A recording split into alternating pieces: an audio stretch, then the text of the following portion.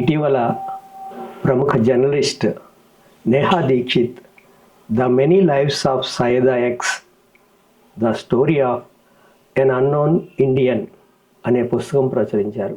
దాన్ని తెలుగులోకి రమాసుందరి అనువదిస్తే మలుపు బుక్స్ ప్రచురించింది. ఇది ఒక అద్భుతమైనటువంటి పుస్తకం. జర్నలిజం సాధారణంగా పరిశోధనాత్మకంగా ఉంటుంది.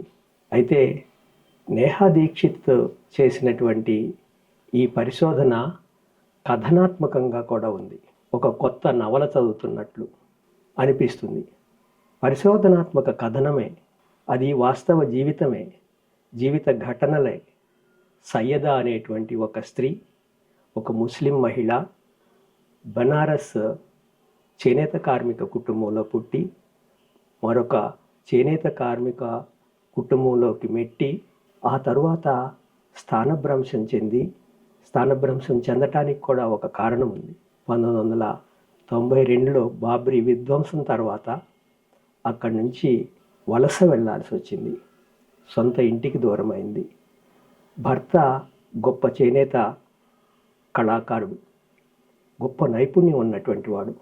కానీ ఊరి నుంచి దూరమైన తర్వాత ఇల్లు లేక, సరైనటువంటి స్థిర నివాసం లేక అనేక చోట్ల తిరుగుతూ ఢిల్లీకి చేరుకొని అక్కడ ఢిల్లీ పరిసరాల్లో ఆమె అనుభవించినటువంటి జీవితం. ఆమెకు 3 బిడ్డలు, 2 కొడుకులు, ఒక ఆడబిడ్డ.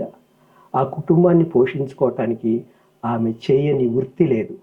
అయితే సయ్యదా జీవితాన్ని నెపం చేసుకుని నేహా దీక్షిత్ దాదాపు 9 సంవత్సరాలు చేసినటువంటి పరిశోధన ఇది. 900 మందితోటి ఇంటర్వ్యూ చేసి వాళ్ళ జీవితాలని ఆమె అధ్యయనం చేసింది. ఈ 900 మంది కూడా అసంఘటిత రంగంలో పనిచేస్తున్నటువంటి కార్మికులు. చేనేత వృత్తిలో తన నైపుణ్యాన్ని చూపించుకోవటానికి అతనికి అవకాశం లేక ఒక బండి లాగేవాడిగా, మూటలు మోసేవాడిగా, రిక్షా పుల్లర్గా జీవితాన్ని కొనసాగిస్తాడు. కానీ ఢిల్లీ లాంటి నగరంలో అది చాలదు.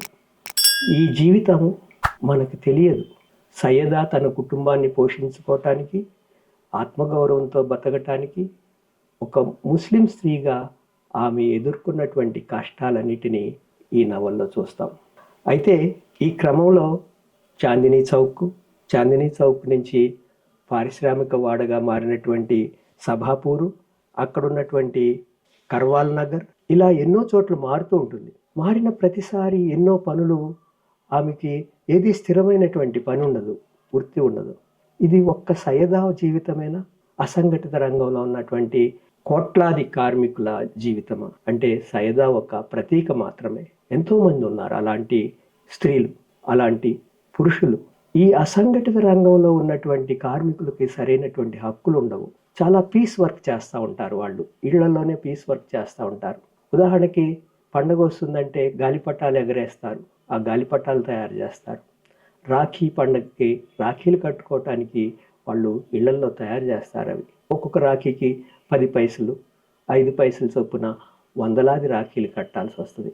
వాళ్ళు చేయనటువంటి పని ఉండదు. ఎన్ని పనులు చేస్తారో లెక్క ఉండదు. ఆ సయ్యదా జీవితాన్ని ఆవిష్కరించడానికి సయ్యదా జీవితంలో వచ్చినటువంటి అనేక మంది మహిళలు ఉంటారు. ఇదే పని చేస్తున్నటువంటి వాళ్ళు, పడుతూ లేస్తూ కొత్త ఉద్యోగం, కొత్త వృత్తి, కొత్త ఉపాధి, చిన్న చిన్న పనులు చేసుకుంటూ వాళ్ళు తిరుగుతూ ఉంటారు. బెనారస్ నుంచి ఢిల్లీ వచ్చిన తర్వాత ఆమె చేసినటువంటి పనులకి లెక్కలేదు.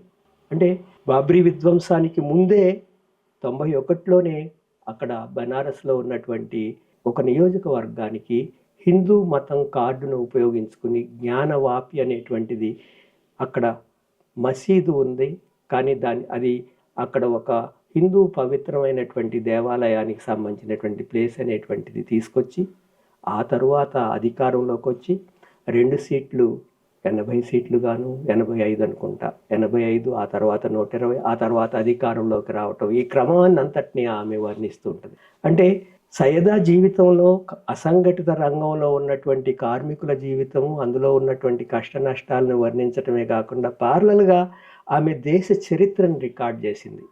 దేశ చరిత్ర ఎక్కడంటే 1988లో సైదాకి పెళ్ళవుతుంది.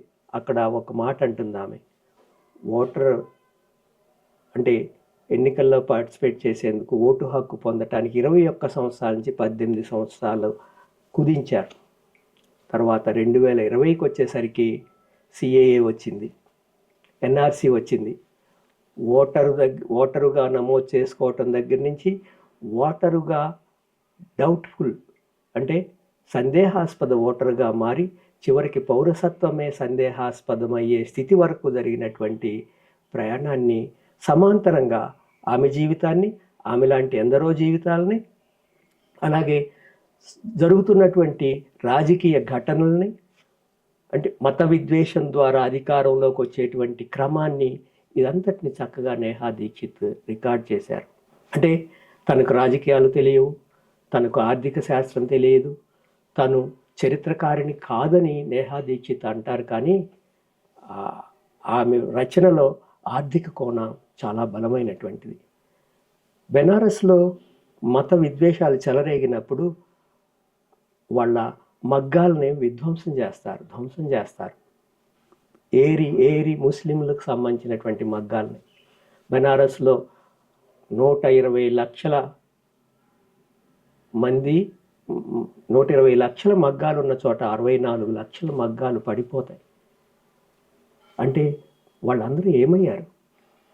దాడులు ఎంపికగా ముస్లిం కమ్యూనిటీ మీద ఎందుకు జరిగాయి? అక్కడ ఒక హిందూ మిత్రుడు అంటాడు, గోవింద్ అనేటువంటి అతను, పడుగు పేకలు విడిపోతున్నాయంటాడు. ఆ మాట 1991లో అన్నాడు. ఈ పడుగు పేకలు విడిపోయినటువంటి సమాజంలో మళ్ళీ ఈ పడుగు పేకల్ని కలిపి కుట్టడానికి మనం ఏం చేయాలనేటువంటి ఒక కొత్త ఆలోచన ఈమె ఇందులో స్పృశిస్తారు. 1996 సాధారణ ఎలక్షన్స్ వచ్చినప్పుడు 4-5 పాయింట్లతోటి ఎన్నికల అజెండాతోటి వాజ్పేయి ప్రభుత్వం అధికారంలోకి వచ్చింది. కానీ ఎక్కువ కాలం మనలేదు, 13 రోజులు మాత్రమే.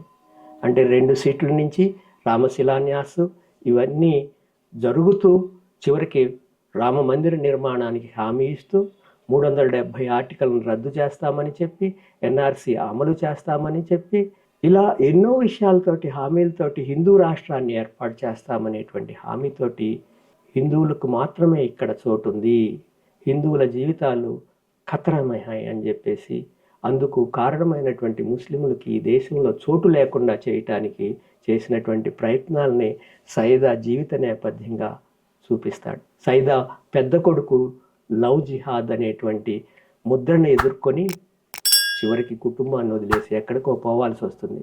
చిన్న కొడుకు చనిపోతాడు. సైదా కూతురు రేష్మ ఆమెలాగానే మరొకసారి ఇళ్లలో పనిచేసుకుంటూ, లేకుంటే ఒక కాల్ సెంటర్లో పనిచేస్తూ, డిజిటల్ సెంటర్లో పనిచేస్తూ తను మళ్ళీ కొత్త జీవితం మొదలెడుతుంది. సైదా చుట్టూ ఎందరో స్త్రీలు, అది రజియా కావచ్చు, కమల కావచ్చు, రేడియో వాలీ కావచ్చు, లలిత కావచ్చు, ఆమె చేసినటువంటి పనులకి లెక్కలేదు. దాదాపు 10-12 సంవత్సరాల్లో ఆమె 45 రకాలటువంటి పనులు చేసింది. ఎంబ్రాయిడరీ చేసింది, సాఫ్ట్ టాయ్స్ని తయారు చేసింది, బొట్టు బిళ్ళలను తయారు చేసింది, ఫోటో ఫ్రేములు కట్టింది, స్కూల్ బ్యాగులు తయారు చేసింది, పిల్లల టాయ్స్ని తయారు చేసింది, రాఖీలు కట్టింది, రాఖీలు కట్టలేదు తయారు చేసింది, ప్రమిదలు తయారు చేసింది. ఇలా ఎన్నో. వీళ్ళందరికీ ఈ పీస్ వర్క్ ఇచ్చిన తర్వాత కాంట్రాక్టర్లు, సబ్ కాంట్రాక్టర్స్ వీళ్ళందరూ ఉంటారు. కానీ ఇవన్నీ తయారయ్యి ఒక కనిపించినటువంటి యజమానికి చేరుకుంటాయి, కార్పొరేట్ అవుతాయి ఇవన్నీ. ఫీఫా ఉదాహరణకి, ఫీఫా వరల్డ్ కప్ వచ్చినప్పుడు ఆ వరల్డ్ కప్ బంతుల్ని తయారు చేస్తారు. కానీ ఆ పీస్ వర్క్ అంతా ఎక్కడికి వెళ్తుందో తెలియదు వాళ్ళకి.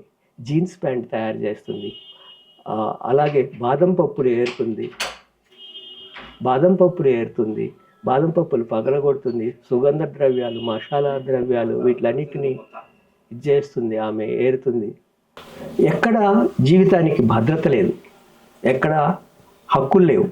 ఇంటి నుండి పనిచేసే కార్మికులు ఒక యజమానితో ప్రత్యక్షంగా కానీ పరోక్షంగా కానీ నియామకం కాకుండా వేతనాల కోసం యజమాని పని స్థలం దగ్గర కాకుండా ఇంటి నుంచి లేదా మరెక్కడి నుండి అయినా పనిచేసేవాళ్ళు. అలాంటి సందర్భంలో ఒకానొక సందర్భంలో ఆ బాదం పప్పులు పగలగొట్టేటువంటి ఫ్యాక్టరీలో చేరుతుంది. అది ఒక్కటే ఆమె చేసినటువంటి స్థిరమైనటువంటి ఉద్యోగం కావచ్చు. కానీ అక్కడ స్ట్రైక్ చేయక తప్పనటువంటి పరిస్థితి వస్తుంది. అప్పుడు ఆమె అంతవరకు ఇంటి నుంచి పనిచేసినటువంటి ఆమె అప్పుడు ఒక చోట కార్ఖానాలో పనిచేయటం వల్ల హక్కుల కోసం పోరాడాల్సి వస్తుంది. ఇవన్నీ ఆమె తన హక్కులేంటో, తనేంటో, తన శ్రమశక్తి ఏంటో తెలుసుకోవటం మొదలెట్టింది. ఈ క్రమాన్నంతటిని మనం ఈ పుస్తకంలో చూడొచ్చు. అయితే నేహా దీక్షిత్ చేసినటువంటి పని ఏంటంటే ఇటు చరిత్రని 30 సంవత్సరాల చరిత్రని, అంటే బాబ్రీ విధ్వంసం 92 నుంచి 202లో మధ్యలో గుజరాత్ అల్లర్లు, ఆ తర్వాత 2020 వరకు ఎన్ఆర్సీ అమలు వరకు జరిగినటువంటి ఎన్ఆర్సీ అమలు కోసం షాహీన్ బాగ్లో, ఎన్ఆర్సీ అమలుకు వ్యతిరేకంగా షాహీన్ బాగ్లో చేసినటువంటి స్త్రీల పోరాటం వరకు ఆమె ఒక జీవితాన్ని, ఆమె ఒక్క జీవితం కాదు, ఈ జీవితం అందరిది, చాలామందిది, కొన్ని కోట్ల మంది స్త్రీలది. పరాయీకరణకు గురవుతున్నటువంటి, మతం కారణంగా విద్వేషానికి గురవుతున్నటువంటి, మతం కారణంగా విస్థాపనకి గురవుతున్నటువంటి భగావో అనేటువంటి స్లోగన్ తోటి గోరక్షక సమితి పేరున, లేకపోతే కన్యా పరిరక్షణ సమితి పేరున, లవ్ జిహాద్ పేరున అనేక నేరేటివ్స్ మధ్య ఈ ముస్లిం స్త్రీలు, పురుషులు, ముస్లిం జీవితాలు ఎంత అభద్రతకి గురవుతున్నాయో తెలియజేస్తూ ఒక గొప్ప చరిత్రని ఆమె రికార్డ్ చేసింది. పరిశోధనాత్మకమైనటువంటి చరిత్ర ఇది ఒక సముదాయానికి చెందినటువంటి విషయం కాదు. నిజానికి మొత్తం మనకు తెలియని భారతదేశాన్ని, మనకు తెలియని జీవితాన్ని నేహా దీక్షిత్ ఈ పుస్తకంలో రికార్డ్ చేశారు. ఇది రమాసుందరి అనువాదం సులభంగా ఉంది, హాయిగా సాగింది. మలుపు బుక్స్ ప్రచురించినటువంటి ఈ పుస్తకం చదవండి. మన దేశపు మరో ముఖం మనకి అర్థమవుతుంది. మన దేశపు పౌరుల అభద్ర జీవితాలు మనకు అర్థమవుతాయి. మన దేశంలో ఈ రోజున విద్వేషం స్థానంలో ప్రేమను ఎలా స్థాపించాలి, మనుషుల మధ్య, మతాల మధ్య కట్టుకున్నటువంటి గోడల్ని పగలగొట్టడానికి మనం ఏం చేయాలో అర్థమవుతుంది. అది నేహా దీక్షిత్ ఆశించినటువంటి కోరిక. సమాజం, భారతదేశం ఇలా ఉండాలి, ఇలా ఉండకూడదు అని రెండూ తెలుసుకోవటానికి తప్పనిసరిగా ఈ పుస్తకం చదవండి.